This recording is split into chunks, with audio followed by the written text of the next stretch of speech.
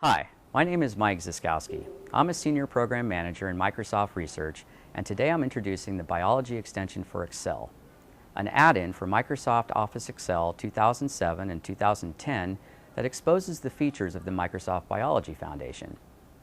Biologists and researchers will find this tool to be helpful in performing their research and making new discoveries in the field of genomics.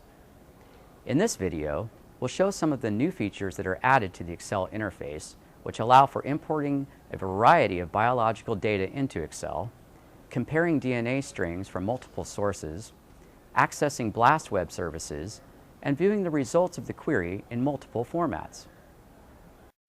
What you see here is a tab called Influenza Hong Kong, and it's a piece of information loaded in using the import function off the Bioinformatics tab. The Bioinformatics tab will be displayed once the Excel add-in is installed and Excel is launched for the first time after the installation. It should be there automatically. There shouldn't be anything else you have to do except install the add-in, and you should be good to go.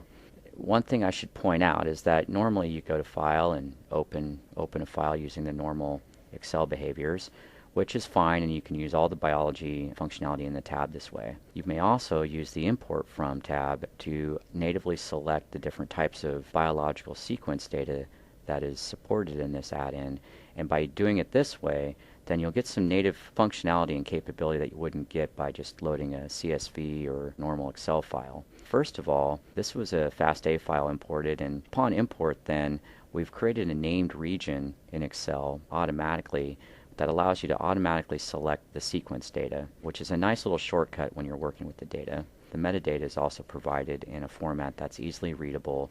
It's also automatically configured on 80 column with boundaries similar to the normal FASTA format. You can configure the wraparound for these formats if you like, and change the column width that's used. Instead of 80, say you want 100, and you want to align all data worksheets, and that will change the column width of your data.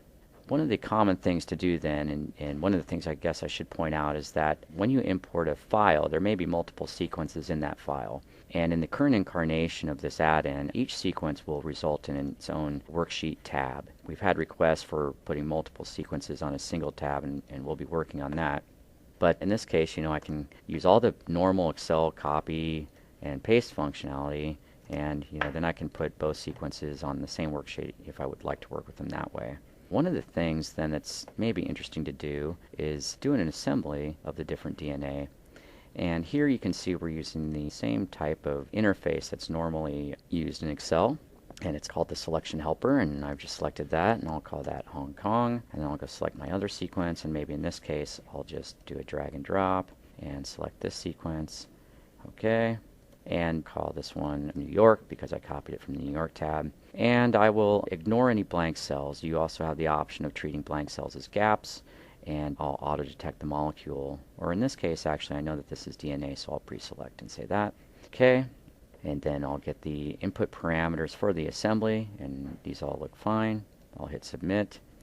And then on my laptop, a dual-core 3 gigahertz machine with about 3 gigs of memory on a 64-bit OS, you can see that I get the results very quickly, and that the Hong Kong strand is here, the New York strand was offset, but an alignment was found, and the contig is at the top. I can then scroll out, view across. I can do light statistical work to find things like mutations, and here's a case where we had an A and a G. It results in the ambiguous character of R. And I may want to zoom in this area, or I may want to do some light statistical work and copy and paste and find areas where more important mutations have occurred. The next step would then to be do a BLAST service on the resulting consensus, and you can see the different options I have available to me as provided by the library. In this case, I'll use the NCBI, and again, we have a pre-named region of the resulting data, so it makes it easy to select that. And I'll just give this a friendly name of result. I'll hit OK. I'll get the BLAST parameters. Those all look fine. I'll submit this. And then once this query is submitted, we can see the information is provided for in the status bar of Excel. The web service is in progress. And this could take a few minutes because we're dependent upon network traffic as well as the load on the NCBI BLAST service itself. And as soon as that comes back, we should get a new tab which results in a BLAST result. In this case, this result was used using the Azure Blast capability that's provided by Microsoft Research as well. And this is a hit table that can then be used to generate different charting, the native Excel charting capabilities. And you can see where there's a high degree of similarity in these first set of sequences that were returned.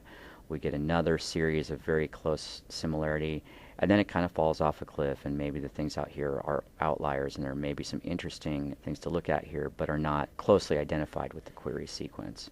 And that first part of the add-in is primarily targeted at operation of sequences, alignment, and assemblies. And here is the actual results from the NCBI BLAST query as reported directly into another worksheet for operation.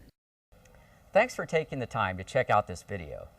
To learn more about the Microsoft Biology Foundation, including more videos and download information, be sure to check out research.microsoft.com/bio. Thanks.